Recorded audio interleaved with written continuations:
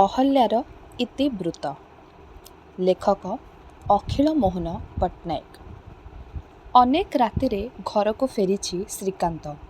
ଆଲୁଅ ଜାଳିଦେଇ ଗୋଟାଏ ଚୌକି ଉପରେ କ୍ଳାନ୍ତ ହୋଇ ବସି ପଡ଼ିଲା ସେ। ଉଜ୍ଜଳ ଆଲୋକରେ ଘରଟାରେ ଚେହେରା ସ୍ପଷ୍ଟ ଦେଖିହୁଏ। ଗୋଟାଏ କଣରେ ପଡ଼ି ରହିଛି ଅଯତ୍ନ ରକ୍ଷିତ ଫିଜ୍ଡାୟାର, ଆଉ ଟିକିଏ ଦୂରରେ ଅଳନ୍ଧୁଆ ରେଜୋଗ୍ରା। ଏଠି ସେଠି କେଇଟା ଦାମୀ ଦାମୀ ଡିନର ସେଟ୍, ଭଗ୍ନାବଶେଷ ଆଉ ପ୍ରଚୁର ବହି। ଦେଖିଲେ ସ୍ପଷ୍ଟ ବୁଝିହୁଏ ଏ ଘରଟାର ଗୋଟିଏ ସମୃଦ୍ଧିଶାଳୀ ଅତୀତ ଥିଲା। କୌଣସି ଅଶୁଭ ଲଗ୍ନରେ ଏହାର ଅଗ୍ରଗତି ଅକସ୍ମାତ୍ ବ୍ୟାହତ ହୋଇପଡ଼ିଛି।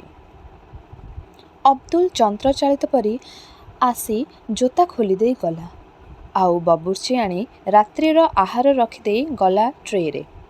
ବେଶୀ ରାତିରେ ଫେରିଲେ ଏହିପରି ଭାବରେ ଖାଦ୍ୟ ରଖିଦେଇ ଯିବା ଏ ଘରର ଚିରାଚରିତ ପଦ୍ଧତି।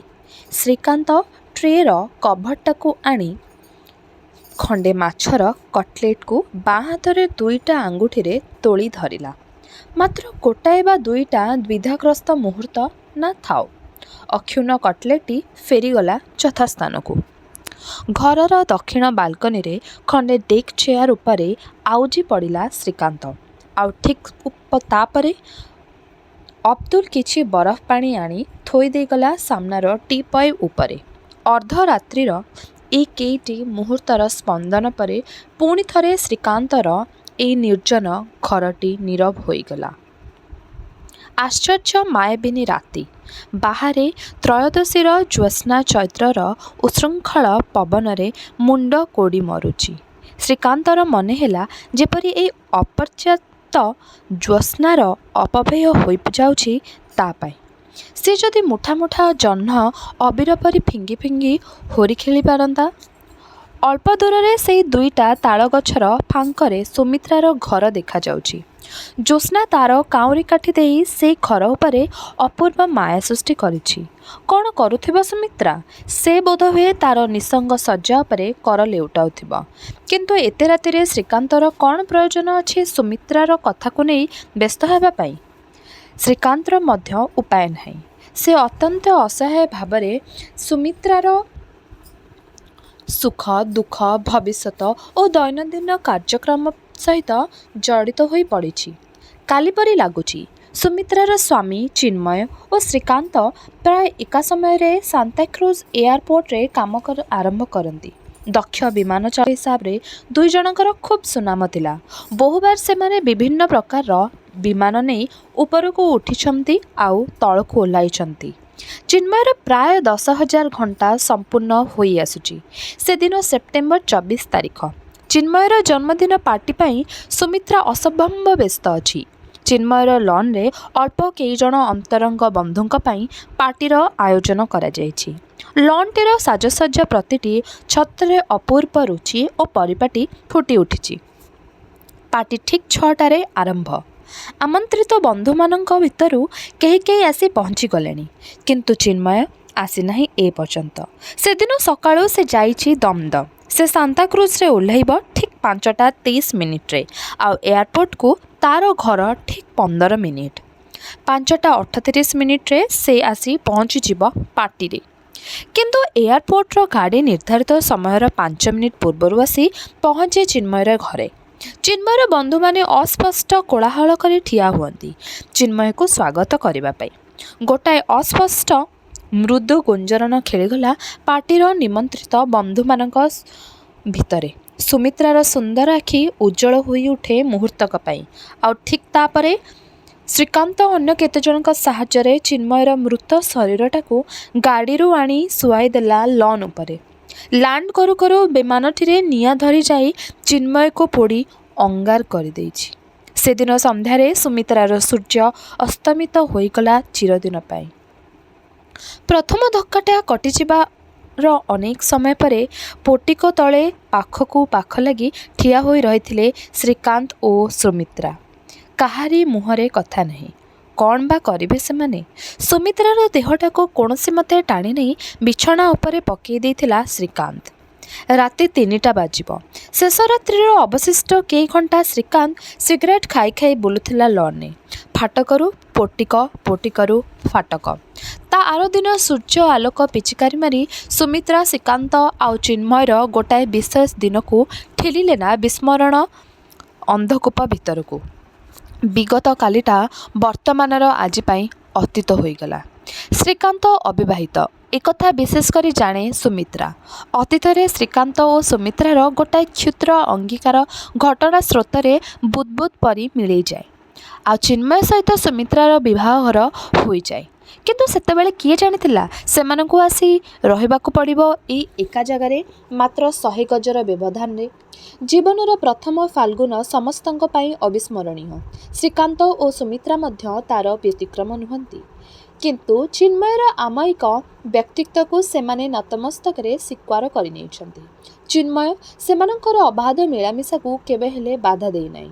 ଗୋଟାଏ ଦିଗରେ ନିଜର ସହଧର୍ମିଣୀ ଉପରେ ପ୍ରଚୁର ବିଶ୍ୱାସ, ଅନ୍ୟ ଦିଗରେ ନିଜର ସହକର୍ମୀ ବନ୍ଧୁ ପ୍ରତି ମମତା ସେମାନଙ୍କର ଘରୋଇ ଆସରଟିକୁ ପବିତ୍ର କରି ତୋଳିଛି। କିନ୍ତୁ ପ୍ରତିଟି ମୁହୂର୍ତ୍ତରେ ଶ୍ରୀକାନ୍ତ ଓ ସୁମିତ୍ରା କାଟିଛନ୍ତି ନିଜର ମନ ଉପରେ ମିଛ ମୁଖା ପିନ୍ଧି। ଧନୁଋଣର ଦୁଇ ଆକୃଷ୍ଟ ପ୍ରାନ୍ତରେ ସୁମିତ୍ରା ଓ ଶ୍ରୀକାନ୍ତ, ଆଉ ସେମାନଙ୍କୁ ତା'ର 2 କୋଟିର ଯୁକ୍ତ କରି ଚିନ୍ମୟ ଶୋଇ ରହିଛି ପ୍ରଶାନ୍ତ, ନିରୁଦ୍ବିଘ୍ନ, ସୁନ୍ଦର ଇନ୍ଦ୍ରଧନୁ ପରି। ଶ୍ରୀକାନ୍ତର ପ୍ରଚୁର ଅବସର ବିନୋଦନ। ସେ ମାଛ ମାରେ, ବେହେଲା ବଜାଏ, ବହି ପଢ଼େ, ଶିକାର କରେ, ଆଉ କେବେ କେବେ ହୁଲି ଡଙ୍ଗା ନେଇ ଆହୁଲା କାଟେ ନଈରେ। ଶ୍ରୀକାନ୍ତ ଭୁଲିଯାଏ, ମନକୁ ଭୁଲାଇ ନିଏ, କିନ୍ତୁ ସୁମିତ୍ରା ଭୁଲିପାରେ ନା। ଚିନ୍ମୟର ଅନୁପସ୍ଥିତିରେ ସୁମିତ୍ରା ଶ୍ରୀକାନ୍ତକୁ ଡକେଇ ପଠାଏ। ଶ୍ରୀକାନ୍ତ ପାଇଁ ମନୋଯୋଗ ସହକାରେ ଚା ତିଆରି କରିଦିଏ। ଶ୍ରୀକାନ୍ତ ଆଗରେ ଖିଅର ହବାର ସବୁ ସରଞ୍ଜାମ ରଖିଦେଇ କହେ, ଅବିବାହିତା ଲୋକମାନଙ୍କର ଧୀରେ ଧୀରେ ଏପରି ବର୍ବର ଅଭ୍ୟାସ ହୋଇଯାଏ କାହିଁକି? ଶ୍ରୀକାନ୍ତ ପ୍ରତିବାଦ କରେ ନାହିଁ, କେବଳ ଆଶ୍ଚର୍ଯ୍ୟ ହୋଇ ରହି ଚାହେଁ ସୁମିତ୍ରାକୁ।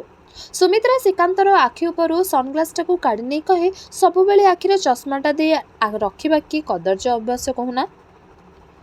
ଶ୍ରୀକାନ୍ତର ଅବଚେତନ ମଥିତ ହେଇ ଫେନିଳ ହୋଇ ଉଠେ।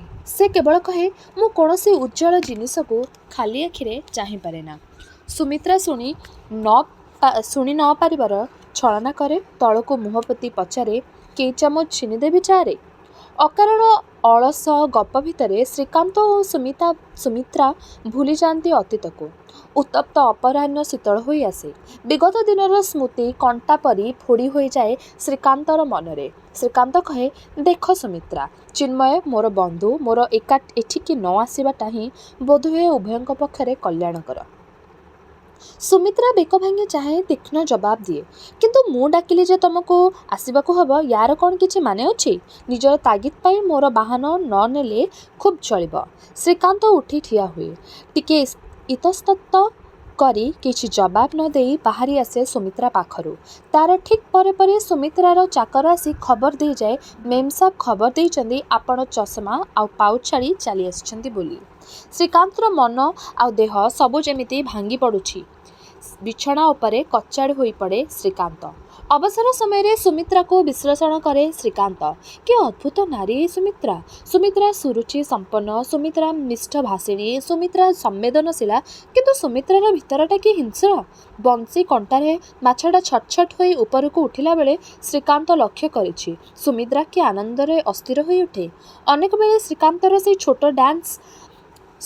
ଛୋଟ ଡ୍ୟାସ୍ ହାଉଣ୍ଡ କୁକୁରଟା କଥା ମନେ ପଡ଼େ। ପଡ଼ୋଶୀ ମିସେସ୍ ରବର୍ଟସନଙ୍କ ଠାରୁ ସୁମିତ୍ରା ମାଗି ଆଣିଥିଲା ସେଇ କୁକୁରଟାକୁ। କିନ୍ତୁ କୁକୁରଟା ମୋଟେ ସୁମିତ୍ରା ପାଖରେ ରହିବାକୁ ଚାହେଁନା। ଥରେ ଖୋଲା ଅଧେ ସିଧା ଛୁଟେ ମିସେସ୍ ରବର୍ଟସନ ପାଖକୁ। ପୂରା ଗୋଟାଏ ମାସର ଅକ୍ଲାନ୍ତ ପରିଶ୍ରମ କରି ମଧ୍ୟ କୁକୁରଟା ମରିଯାଇଛି ରାତିରେ। କିନ୍ତୁ ସୁମିତ୍ରା ତାକୁ ଫୋପାଡ଼ି ଦେଲା ନାହିଁ। ରାଇଟ୍ ହ୍ୟାଣ୍ଡ ହାଇଡ଼ର ଲୋକ ଆସି କୁକୁରଟାକୁ ଷ୍ଟପ୍ କରି ଦେଇଗଲା। ସୁମିତ୍ରାର ଡ୍ରଇଂ ରୁମ୍ରେ ବର୍ତ୍ତମାନ ସେଇ ଷ୍ଟପ୍ ଡ୍ୟାସ୍ ହାଉଣ୍ଡ କୁକୁରଟା ବହୁ ଶୋଭାବର୍ଦ୍ଧନକାରୀ ବସ୍ତୁ ଭିତରେ ଅନ୍ୟତମ। ଦେଖିଲେ ବଞ୍ଚିଛି ବୋଲି ଅନେକଙ୍କର ଭୁଲ ମତ ହୁଏ।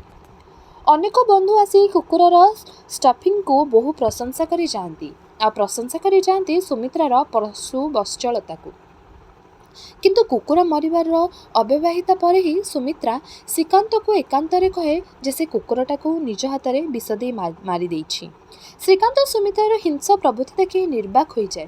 ସୁମିତ୍ରା କହିଚାଲେ, କୁକୁରଟା କୌଣସି ମତେ ମୋ ପାଖରେ ରହିବାକୁ ଚାହେଁନା, କିନ୍ତୁ ମୁଁ ମଧ୍ୟ ନାଚାର, ମୁଁ ତାକୁ କୌଣସି ମତେ ଛାଡ଼ି ଦେଇପାରେ ନା।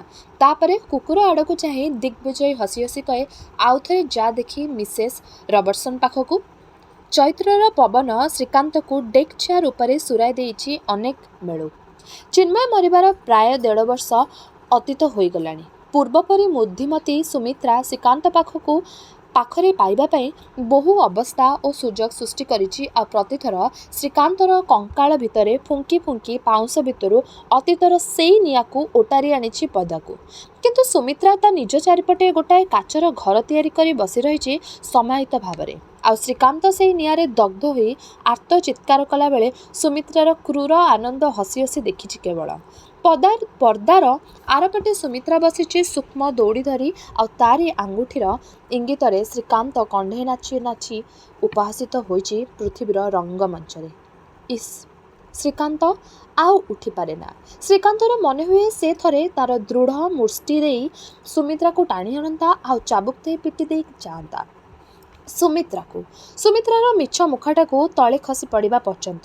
ସୁମିତ୍ରା ବୋଧହୁଏ ମନେ ମନେ ଠିକ୍ ସେଇ ଘଟଣାକୁ ଅପେକ୍ଷା କରି ରହିଛି। ଶ୍ରୀକାନ୍ତ ଅସହ୍ୟ ଯନ୍ତ୍ରଣାରେ କର ଲେଉଟିଲା ଡେକ୍ ଚେୟାର ଉପରେ। ନା, ଆଉ ସହ୍ୟ କରାଯାଏ ନା। ଶ୍ରୀକାନ୍ତକୁ ଏଇ ମୁହୂର୍ତ୍ତରେ ଯିବାକୁ ପଡ଼ିବ ସୁମିତ୍ରା ପାଖରୁ। ଚନ୍ଦ୍ରର ଶୁଭ୍ର କିରଣ ବୋହିଯାଉଛି ସ୍ୱଚ୍ଛନୀଳ ଶୀତଳ ତଟିନୀ ପରି ଦୁଇ କୂଳ ପ୍ଲାବନ କରି, ଆଉ ତାରି ଭିତରେ ମନର ଆନନ୍ଦରେ ସନ୍ତରଣ କରୁଛି ଶ୍ରୀକାନ୍ତ। ତାର ନିଜର ଅଲକ୍ଷ୍ୟ ଗୋଟିଏ ଭୀଷଣକାୟ ବିଭତ୍ସ କୁମ୍ଭୀର ପ୍ରତିକୃତି ନେଇଛି ଶ୍ରୀକାନ୍ତ। ତାର ଚାରିଆଡ଼ରେ ଆହୁଲା କାଟି ସେ ସନ୍ତରଣ କରୁଛି ଅନାୟାସରେ।